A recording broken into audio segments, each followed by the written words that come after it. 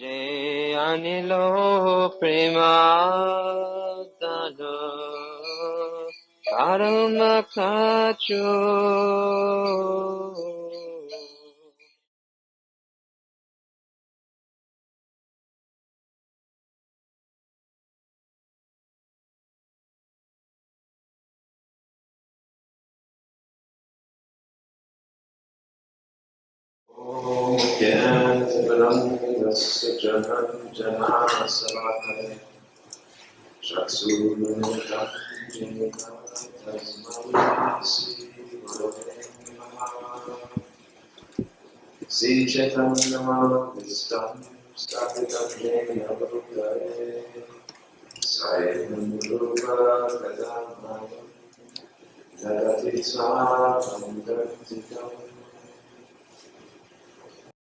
Vandeham Sri Guru Sri Tamal Sri Guru Vaishnava Swami Sri Rupa Savarjata Savanaratam Nitam Sujira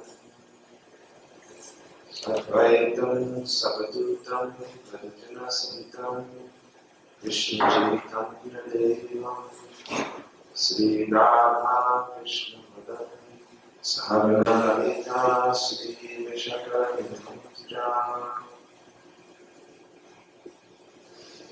So every day we have been speaking from the Bhagavad Gita. So we will carry on from where we have left off last night. 8th chapter, text 3. So far in this 8th chapter we have seen that Krishna has been asked by Arjuna 8 questions for which Krishna is now answering. The questions are as follows. O my Lord, O Supreme Person, what is Brahma? What is the Self? What are fruitive activities? What is this material manifestation? And what are the demigods? Please explain this to me. Who is the Lord of Sacrifice? How does he live in the body? O Madhusudan, and how can those engaged in devotional service know you at the time of death?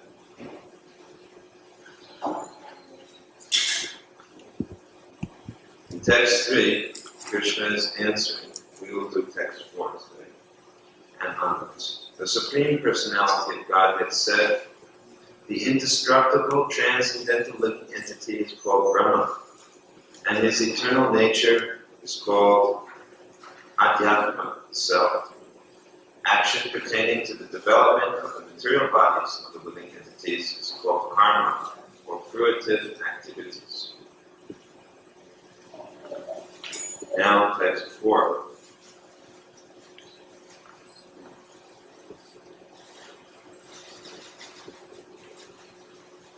O best of the embodied beings, the physical nature, which is constantly changing, is called Adibhuta, the material manifestation. The universal form of the Lord, which includes all the demigods, like those of the sun and moon, is called Adideva. And I, the Supreme Lord, represented as the super soul in the heart of every embodied being, am called Adiyagna, the Lord of Sacrifice.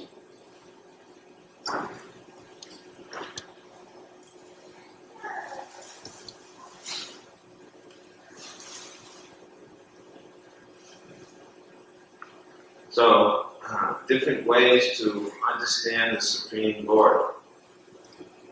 The physical nature, which surrounds us in all respects. The body that we have, the material world that we live in. This is known as Adibhuta, the material manifestation. The material manifestation means it is a transformation of God's energy. Today we gave an example this morning. Sometimes you see a spider, and a spider makes a large spider web. How does a spider make a spider web? You know? from his saliva. He creates the spider web from his saliva. So, at the same time, after creating the spider web, he dances on the spider web. He walks upon it. But never should we think that while walking upon the spider web, that the spider is trapped by the spider web. Because at any time he can come out of that spider web. But all the other little bugs, they get caught inside it. And to finish up the analogy, when the spider is finished with the use of the spider web, what does he do? He takes it all back within himself. The saliva comes in. Sometimes you see a spider comes down, and then after a while it goes back up again. Have you seen that? Sometimes you watch a spider, it goes down and up, down and up, and when it goes up, that line of thread is swallowed by him. So this example is used to show how God works within the material world. That he creates the material world from his own energy, like a spider creates from his saliva. And sometimes the Lord comes within the material world, just like a spider sometimes goes on his web. But at no time is he trapped by the material energy. When we come in the material world, we are like the bugs caught on the web. But when Krishna comes in this world, he comes on the spider web and he comes off of it like the spider. He comes within the material world, he walks out of it at his own pleasure. Free. And at the time of the material world being destroyed, again, all of the energy is withdrawn within God. Another example is given to help us understand. The prison house analogy. The material world is sometimes compared to be like a prison house. Who are the prisoners? Huh? Criminals. In this material world, we are the prisoners. Right? The conditioned souls. Now, sometimes a governor comes inside the prison for the purpose of giving relief to the prisoners. He passes an edict. Everyone is free. Right? Now, when the governor comes in the prison house to inspect, is he like one of the prisoners? No. In the same way, when God comes within this world, we should not think that suddenly he's become one of the prisoners. Why does he come within this world? Simply to release the conditioned souls, and for no other purpose. So we should not make any mistake when we read about Krishna coming within this world. Oh, Abhajananti Manmudha Manushintaramashtam Parambhavam Vajananto Vamabhuta Maheshwaram. He says, Krishna says, foolish persons who are not aware of this science, they think that I have come like an ordinary conditioned soul. They do not know who I actually am. That I am actually all-powerful, transcendental, the supreme proprietor of all planets. So, God creates the material world from his energy. This is Adibhuta. And Adideva means all the demigods. Who are demigods? The demigods are everywhere, in charge of the universal affairs. Sometimes we have some doubt. What is this demigods? Indra, Chandra, Varuna, Agni. I don't see them.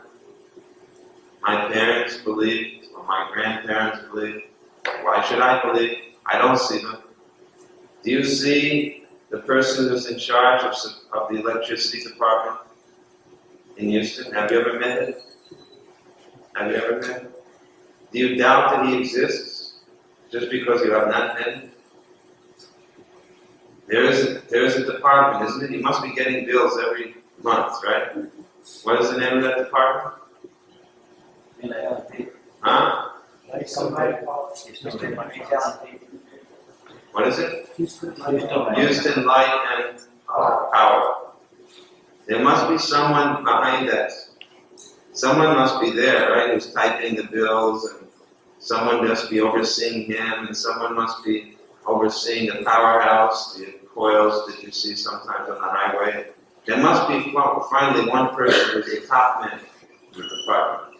So in the same way, as there must be some person behind the machinery, when we have the sun and the moon and the rain and all of these things, just because you cannot see that person, why do you conclude that he doesn't exist?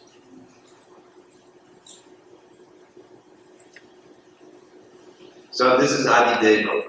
Adideva means the persons who are behind the various supplies of this universe. And they are also, in a sense, the energy of God. They are empowered representatives, just like whoever's in charge of Houston, electricity and power, is that it? Lighting and power. Whoever is in charge of Houston Lighting and Power ultimately is doing so on behalf of the government. Is it a private company? Private company. And it's not such a good example. But some places it's a public thing on behalf of the government. So the supreme power behind all the other powers is called Paramishvara, because Ishvara means controller. Now, what is the Paramishvara? That is Krishna. Ishvara, Tamal Krishna, Satchit Ananta Vigraha, Anadi Radir Govinda Sarva Paramakaranam. Krishna is that supreme power behind all others.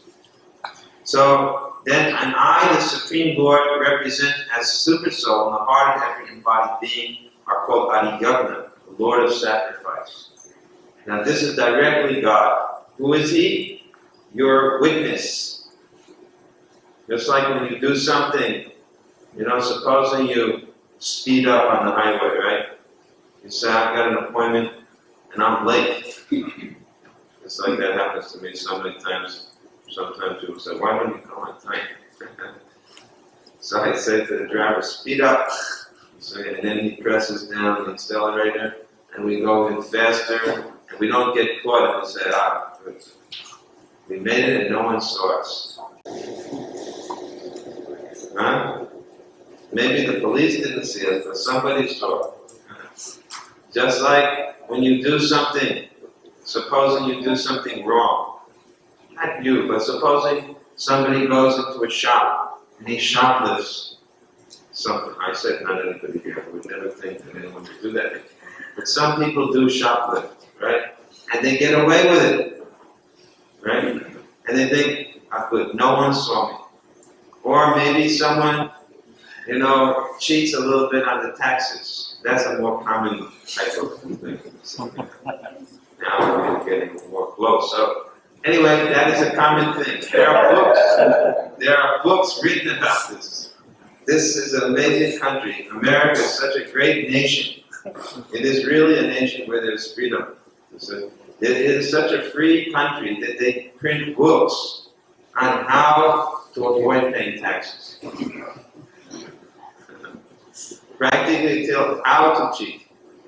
Actually, it is like that. So how you can juggle things in such a way that you will have to pay no taxes at all. And when you do that, you think, I got away with it, the government didn't catch me. Everybody holds their breath for a little while, right? They do something with the taxes, they hold their breath, and then when the returns come back, they say, I did it. Once again this year, I got away with so much. So my point is that you are getting away with so many things and no one is seeing you. But actually there is someone seeing you. And who is that person? He is Param Atma. Param Atma means the soul of your soul. That witness of all things that is being done is Krishna. So there is nothing that you can do that is not observed by Krishna. Even your thoughts are being observed by Krishna. Everything is. So this is known as Adiyagna, the Lord of Sacrifice.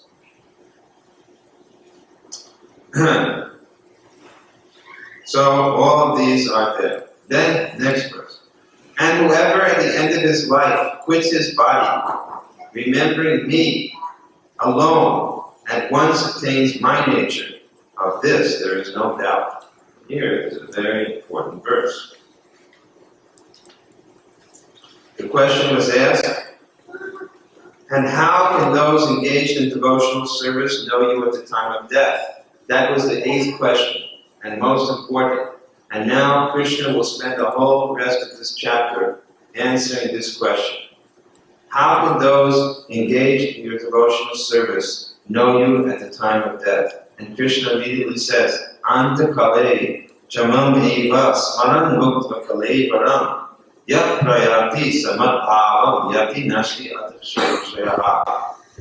Whoever at the end of his life quits his body, remembering me alone, at once attains my nature. Of this there is no doubt. So this is a very important point. Is there anybody sitting here who says that they are not going to die one day? Then where will you go? When you die, what will happen? Now you are all thinking about what you're going to do with your present life. You're all concerned with what's going to happen to you, right? This year, who are you going to meet? What's going to happen? Whatever, financially, socially, family-wise, you're all concerned with so many things. Now, at the time of death, what happens to all those things? It's just like on a blackboard. Everything becomes erased. It's all erased. And you start all over again. And in your next life, again, you have to think of so many different things. So this is going on birth after birth after birth. And a fool doesn't take interest in this subject. A foolish person cannot concentrate on this subject because of watching so much television, watching so many movies, reading so many books, and talking so many things. A person cannot fix their mind on this subject. Their mind is always agitated. But actually this subject is most important. Because everyone has to die. And at the moment of death, whatever you're fixing your mind on, that's going to determine your next birth. And if you can't fix your mind now, even on this lecture, you can just imagine what is going to happen when you die. You can just try to imagine where you're going in your next lifetime.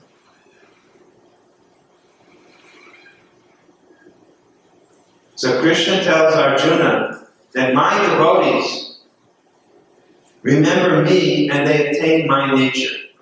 What does that mean? My nature. Madbhavam. That nature is the spiritual nature.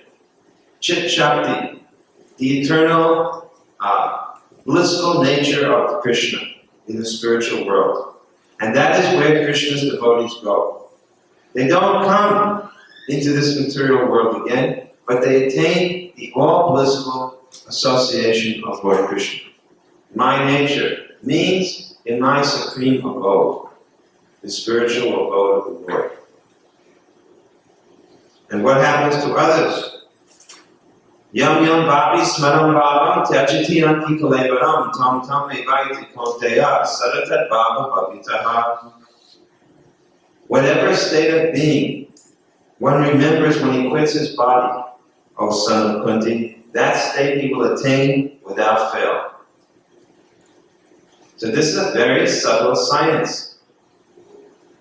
All of your desires are kept within your heart. And when you're about to die, these desires come up. All of the actions which you have performed, these actions come up. All of your attachments to your family and friends and bank balance and home, all of these things come in the mind. And you can't adjust them. You cannot do anything about it. You want to speak, but the mucus is blocking your throat. You try to think, but the memory is becoming fuzzy. You try to see around you, but your eyesight is becoming dim. You can't speak, you can't see, you can't think, you can practically not even breathe. And yet all these thoughts and desires are mixing inside. What is the result of such a person? Not very good. Certainly not that they go to Krishna's supreme abode. They have to again take birth And what kind of birth? That depends upon your sinful and pious activities. That depends upon your karma. Someone who is very much attached to their home or to their family, they may take their next birth in that same home, amongst the same family members. But in what condition? There's an example given. One man, he had a big home with family and children and everything, and he died. So in his next birth, he took birth as a cobbler, shoemaker. You know, in India, you don't get a shoemaker shop, right? The cobblers are called muchis. And they don't have a big shop, you know, air conditioned, like they do in America, right? You have to go out on the street. They're out on the street and they got 30 different types of heels and 20 types of soles and a little metal thing with and some nails and a little pot and a hammer. So this man, who was the proprietor of a big mansion, he took birth as the son of this cobbler. And when he got a little older, his father used to send him from door to door to ask if anybody needed their shoes repaired. So he came to the same house that he was formerly the master of.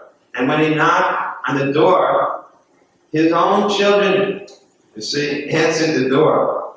And because they felt they were not very nice, they took their shoes and beat him on the head. So this is called karma. He got to be with his children, but not exactly the same way that he had imagined he would be with them. The children who he spent his whole life bringing up beat him with shoes on the head. So you don't understand how foolish you are that you don't take interest in this science. Because you do not realize that in your next life, you're going to get everything reversed and thrown onto your head. Someone who is too much attached to his house, he takes birth in that same house. How? As a cockroach or a rat. And he gets caught, stepped on, fumigated, trapped with a big metal thing, slapping down his back, breaking his spine, and he dies in his house again. But this time it's a rat with no funeral. At one time I gave a lecture in Fiji, and I was describing how we were holding this program in one man's place. He was very attached to his place.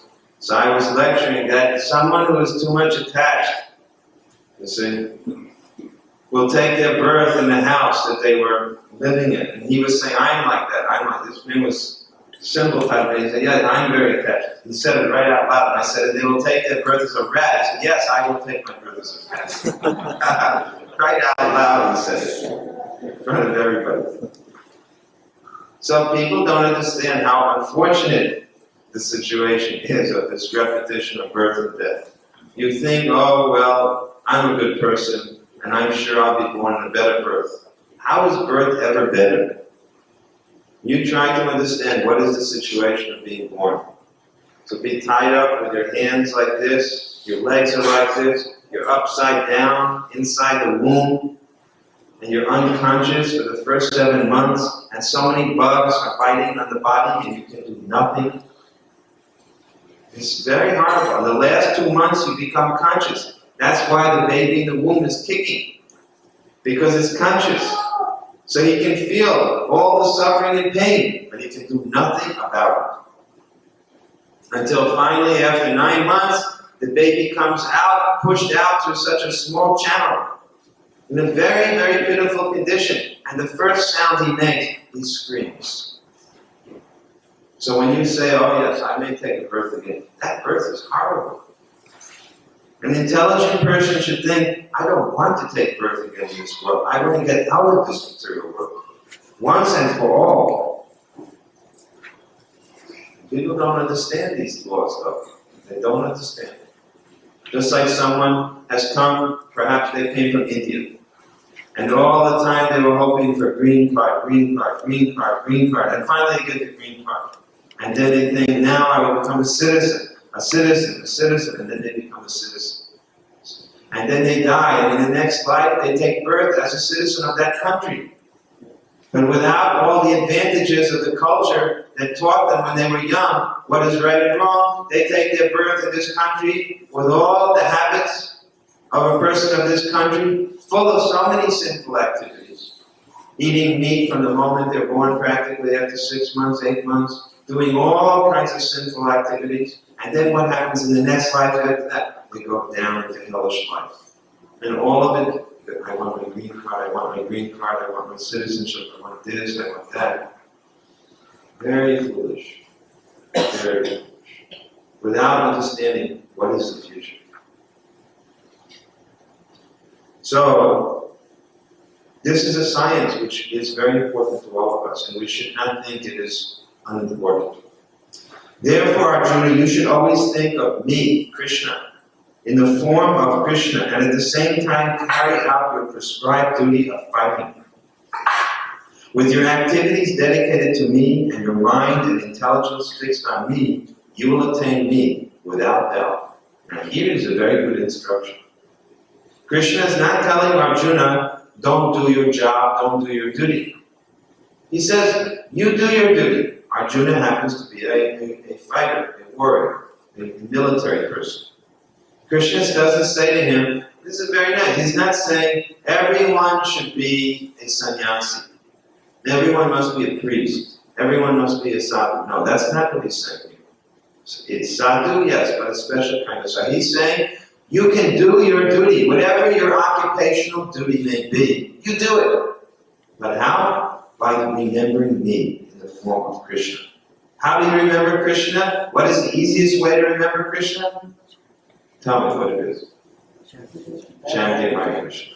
It is very easy. Krishna's name and Krishna are not different. You just see how practical is this meditation. If you have another type of meditation, you have to do it at home when it's quiet, right? If the phone rings, you say, oh, my meditation is broken. If the children start screaming, my meditation is broken. Oh, I have to cook, or I have to do something else, my meditation is broken.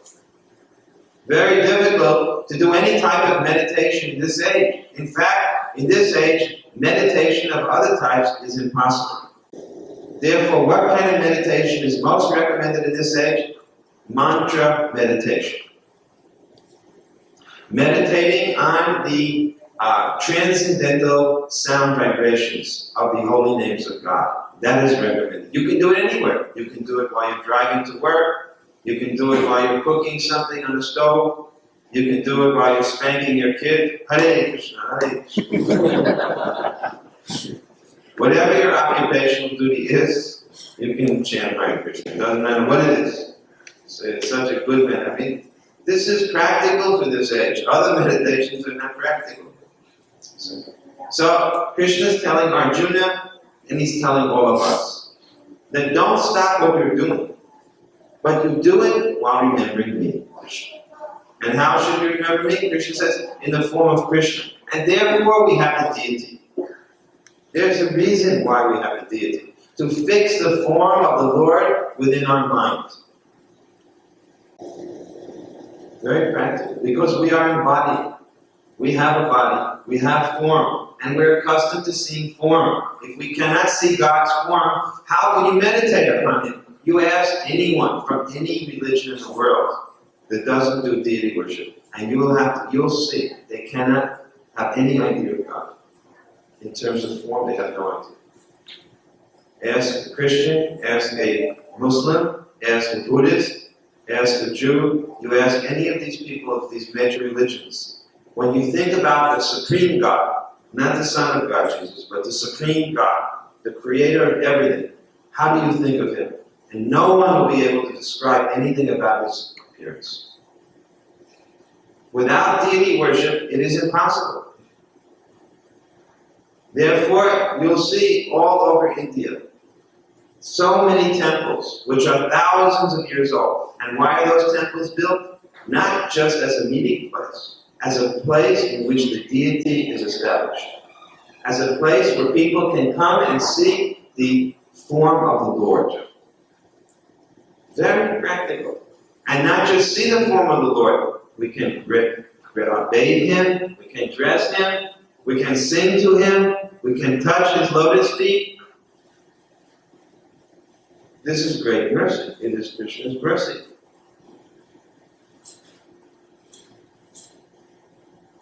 This is the advantage of coming to the temple. It's a great advantage. I have seen that maybe some of you have gone to Jaipur, the city of Jaipur. In the city of Jaipur, there's a very nice temple of Radha Govinda, Govindaji's temple. This deity of Govindaji is very old, 5,000 years old. And all the people of that town at least come there at least once in a month, once in a week, and 25 to 50,000 people come every day. Minimum. They must go. They go every day. They're so much attached to seeing Govindaji. They think that he is our closest of friends, our best family member. You can just imagine, in a family, right? In a nice family, everyone must see each other every day. Of course, now in America, sometimes people don't see their family members. Some Americans don't see their family members for a whole week. Right? They go in and out of the house and they don't even bother. Everybody's got their own TV, their own car, their own door to get in and out of the house. They're sometimes afraid to see each other. They may fight. But in the traditional, in the old days, everyone saw all of the family members every day. Imagine if you had a very respected family member. Again, in America, what do you do with your respected family member? Into the old age home. Right? If you got someone who's too old, put them in, so you don't have to see them, because seeing them makes you very depressed. To see someone old makes you very depressed. Why? Why do you think? Huh? Well, why is it making you depressed to see someone else suffer? Yes, because one day you will be like that. So you don't want to think about that. So, out of sight or out of mind. Stick them in the old age home and don't worry. And it's very bad. Very bad situation. But, again, in the old times and old culture, I'm not even saying Vedic culture, because in every country in the world it was the same. The older persons in the family were very much respected. No one would go anywhere to begin the day without first offering some pranam, some respect by touching the feet or offering respect to the elder member of the family. Then only would they go out. So why am I saying this? Because I'm saying that in the city of Jaipur, people consider that Krishna, Govinda, is their most respected family member. And they don't go out to do their job or anything without first seeing them. So this actually is a nice feeling, just like Rajapai does this. Every time before work, he comes. This is his Govindaji. I feel very happy when I see that. I like that because it reminds me of Jaipur and Radha Govinda. Of course, it's difficult for everybody. Not everybody works. Like Jaipur is a small town. Houston is very spread out. But it is very nice if one could see every day Radha Nilamadava and get their darshan. So you can, right? You can get their photograph. Therefore, Kubera has made so many big photographs, and I have visited many people's homes, and they keep the photograph in their homes, so every day they can have darshan of Radha Nilamadava. So this is Krishna's advice. With your activities dedicated to me. Now something more than just thinking of Krishna. What is the next thing it says here? Activities dedicated to me. What does that mean? Huh? Well, what does it mean practically? Let's say, what does it mean when let's say you're a mother with children. And Krishna says, you have to raise your children thinking of me with your activities dedicated to me. Now, how is a mother going to do that?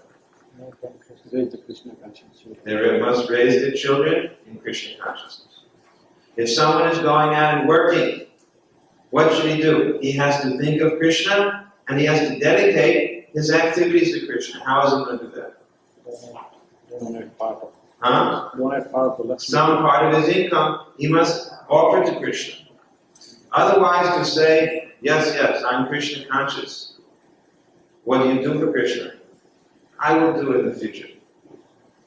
Not yet, but in the future it will all take place. There's a saying about the future. What is it? Trust no future. So don't say in the future. You can't say what's going to happen in the future. Nobody knows about the future. Now is the time, present time we know about for sure.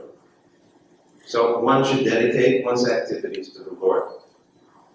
And if you do this, what is the result? You will attain me without doubt. And if you attain Krishna, you may say, well, what about my friends and family members? This is very selfish. No.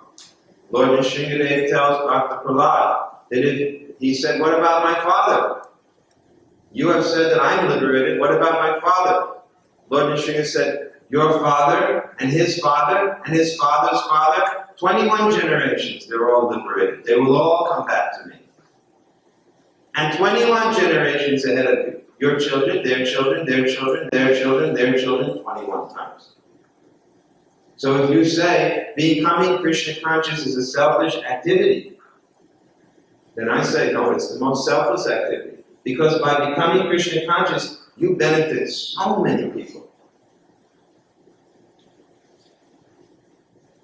He who meditates on me as the Supreme Personality of Godhead, Krishna, his mind constantly engaged in remembering me, undeviated from the path, he, O Partha, is sure to reach me.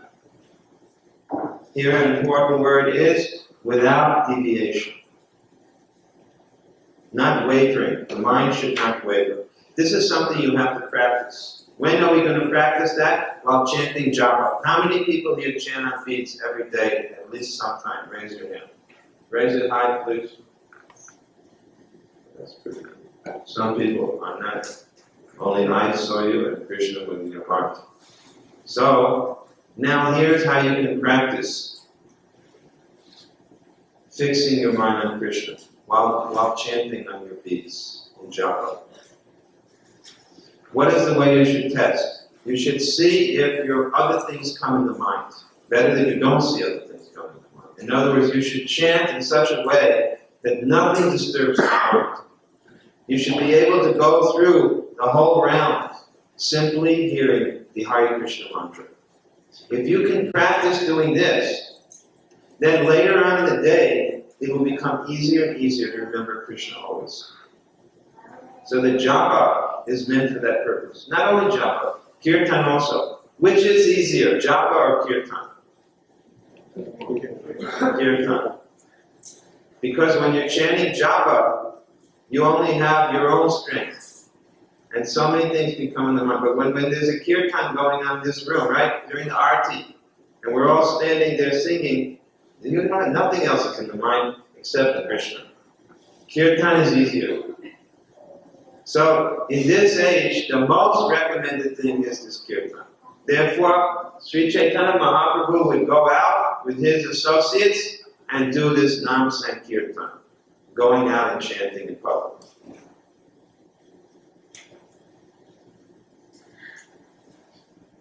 Let us stop here and see if there are any questions. Anybody have any questions?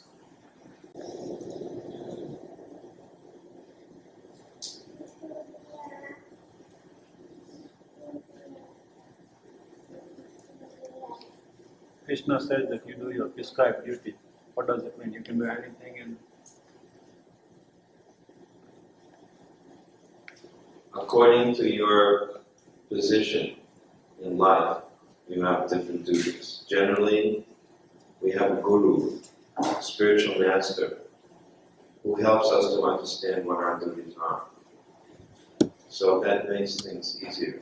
If there's a spiritual master, then we can inquire from him, what is my duty? Or if there are older devotees who are experienced devotees, we can inquire from them, what is my duty? So generally, duties are determined by the spiritual master according to one's situation. It's pretty obvious if one has a family what some duties are. But according to each person's individual position, their duties may be different. I mean, it's too, but this is the way. Generally, we decide everything by Guru, Sadhu, and Shastra. You can understand your duties also if you study scripture. You can get them confirmed from the Sadhus or Guru. But the main point of all duty is to please Krishna by your service. You have to see if your duty is pleasing Krishna, if your work is pleasing Krishna.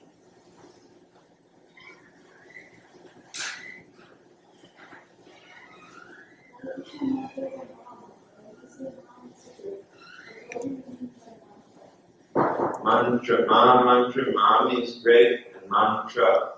Man means mind, and tra means to deliver, or free, or purify.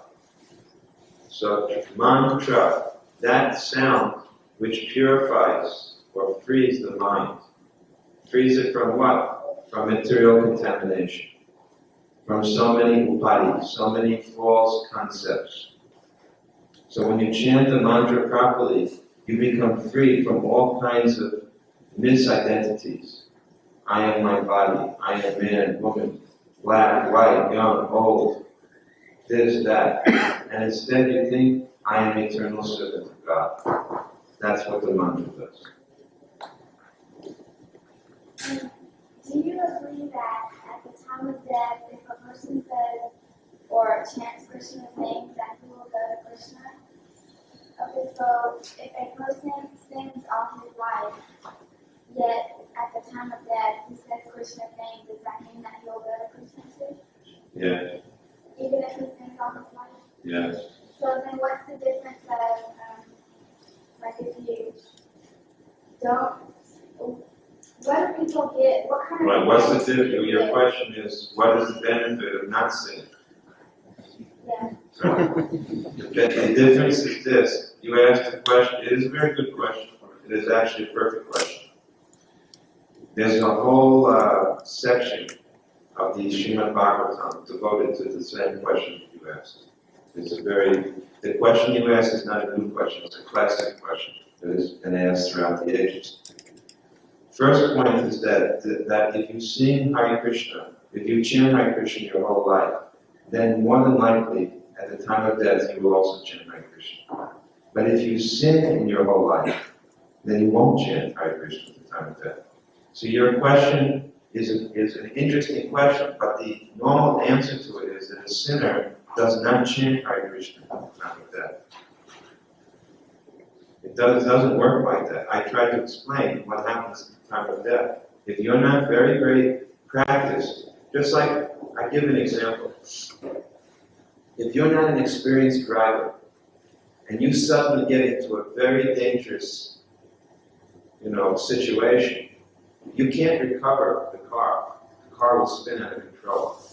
But someone who is a very, very experienced driver, they know how to deal with that, and they can handle and maneuver the car and bring it to a stop. So in the same way, the time of death is like that very precarious, dangerous moment where the car is spinning out of control. And unless you're very, very practiced, you can't bring it under control. You'll go completely, that's why when people are going near death, they always take sedatives. They put them under sedative, under so many things, because they can't handle the mind anymore. Because they know they're about to die. And it's very fearful. Another thing, this is a clinical fact, that in hospitals, most people when they die, they pass urinous fluid. That's a fact. There's a reason for this. Because at the time of death, something happens. The soul leaves the body. Now, if one is very sinful, the soul is taken for punishment. Not permanent, eternal punishment, but punishment for some time. And the persons who take him for punishment have subtle bodies, not gross bodies like ours, subtle bodies, astral body, made of mind, intelligence, and ego. And they take the soul, and they are so fearful that when seeing them, a person immediately passes through them. Now, there's a point though to your question, this interesting point. There's an example in our scripture of a person who was a great sinner who chanted at the time of death. His name was Ajamil. Now, Ajamil was born in a family of Brahmins. And in his early childhood, he did many good, pious activities. He did many good, pious activities. But one day, he was walking on the road, and he happened to see a prostitute embracing a man on the road. Of course, nowadays, it's not something unusual. You don't have to go on the road. You turn on any channel television, you open any magazine, you go look on any billboard. It's everywhere. But in those days, it was unheard of. Nobody would do such a thing in public. But he saw this, and his mind, because he had never seen anything like this, he started to watch this man and woman embracing. And he became attracted to this prostitute. So much so that he engaged her as a servant in his home for cleaning the house. And gradually, he had an affair with her. And eventually, he kicked his wife out of the house, his children out of the house, his old father and mother out of the house. And he began to perform all kinds of very, very sinful criminal activities in support of this prostitute. Now, and at the end of his life, when he was about 86 years old, he had already had many children. He again had a child, even at that age. You may say that's amazing. Anyway, sometimes it happens that someone is very old and still conceive children. So by the time he was 88, he had this child, about 2 years old. But he gave the child the name Narayan. So he was always saying, because the smallest child was a pet child, so he was always saying, Narayan, come here. Narayan, sit here on my lap. Narayan, come and lay down here with me. Narayan, Narayan, Narayan, Narayan. He was chanting like this. And at the time of death, when he was just at the moment of leaving his body, he called his son, Narayan. See? And because he did it in a very innocent way, right? He called the name of Narayan. At that moment, these very horrible-looking characters, who are the servants of the Lord of Death, Yamaraj, his assistants came to take the soul for hell to be punished. But at that moment, 4 very beautiful-looking persons came straight from the spiritual world, and they stopped the soul from leaving it. They stopped these messengers of death and said, you can't take it. They said, what do you mean? Do you know who this sinner is? Do you know how many sins he has performed? And they started to list this and this and this and this. And he's done nothing to atone for it. He never said, I'm sorry. He never made up anything for it. So you can't stop us. No one has ever stopped us like this. So then they said to him, you go to Yamaraj and ask him. Because Yamaraj knows everything about the law. You ask him. So then they started to speak about the power of chanting the holy name of God even one time. That because he chanted God's holy name without any offense, just innocently, simply chanted, he got cleared of all the sins that he had committed in his whole life. Okay? Now you may ask, well then it could happen.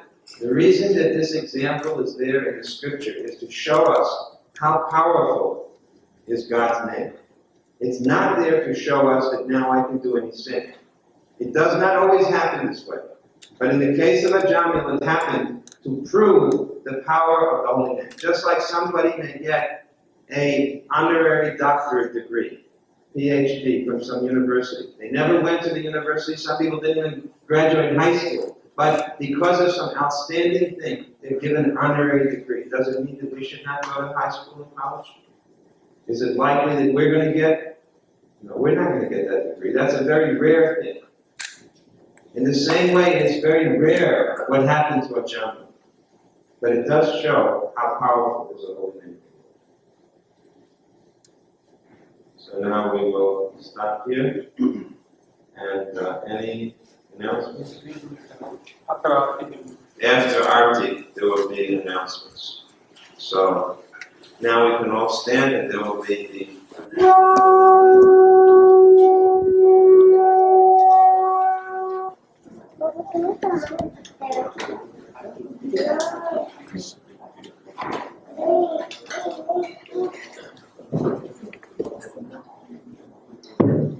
for Arati, Ashwatthama and Madhu Sharma, please come forward.